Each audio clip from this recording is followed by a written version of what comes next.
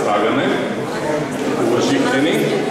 Аз се казвам Константин Попов и съм изпълнителен директор на Сдружение Клъстер Фотостил. Самото сдружение е учредено преди около 2 години на приятелски начала между 8 действащи фирми. Събрахме се и решихме, че може да обединим усилията си и да се опитаме да направим нещо заедно в обща полза. Кандидатствахме по проект към Министерство на икономиката, енергетиката, конкурентоспособност, развитие на клъстерите с бизнес проект и за наше щастие проектът ни беше одобрен. И в разстояние на 2 години, близо 2 години, ние изпълняваме проекта с доста интересни дейности, включени в него. И в момента това е заключителното представяне на нашето сдружение преди приключване на съответния проект. За тези 2 години ние посетихме доста знакови фотографски сдружения. Установихме контакти с сходни организации в различни страни. И като резултат от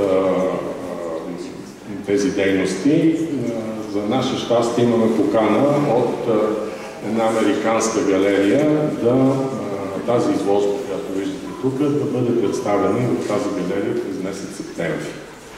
Това е като едно добро начало го приемаме. И с малко късмет да продължим в тази насока да се развиваме. За по-така подробни детайли в нашата дейност може да се запознаете с нашия каталог, който е предоставен там на масата в входа. И с други думи, добре дошли на нашата изложба. Сега давам думата на колегата Валентин Киров и той да ви поздрави. Повечето от вас го познават.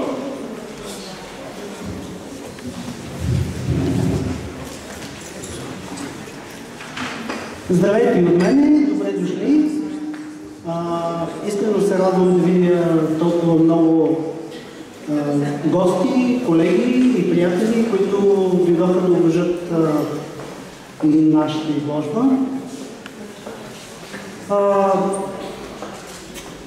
Осъществяването на тази изложба беше истинско предизвикателство за нас, тъй като разполагахме с много кратко време да успеем да съберем авторите, да ги мотивираме, да ги убедим в това, че си заслужава да повярваме в идеите на нашия проект, на нашата идея. И аз искам тук да изразя нашата благодарност към всички колеги, които повярваха в това, което започнахме да правим и се присъединиха, включиха се в този проект с тези прекрасни произведения, които виждате наредени в тази изложбена зала. Както знаете, днеска, макар и с някакви спорове относно актуалността на датата, днеска е обявен за Международен ден на фотографията, така че щастливо съвпадение, че откриването на нашата изложба съвпадна с тази дата. Независимо от спора относно точната дата, така или иначе тази година се навършват 175 години от създаването на фотографията и забележете, интересното е, че когато фотографията е призната от Френската академия, тя е призната едновременно като технически метод за създаване на изображение и в същото време, още тогава е призната и за изкуство, т.е. за изобразително средство. Така че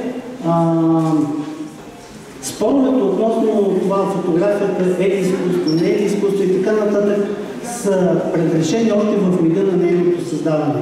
Аз естествено ще кажа само, че разбира се, фотографията може да е изкуство, може и да не. Зависи кой какво прави с нея. И така, за да не ви отекчавам повече, искам да кажа, че за мен е огромно удоволствие и чест да дам думата на Георги Лозанов, който ще открие нашите изложби.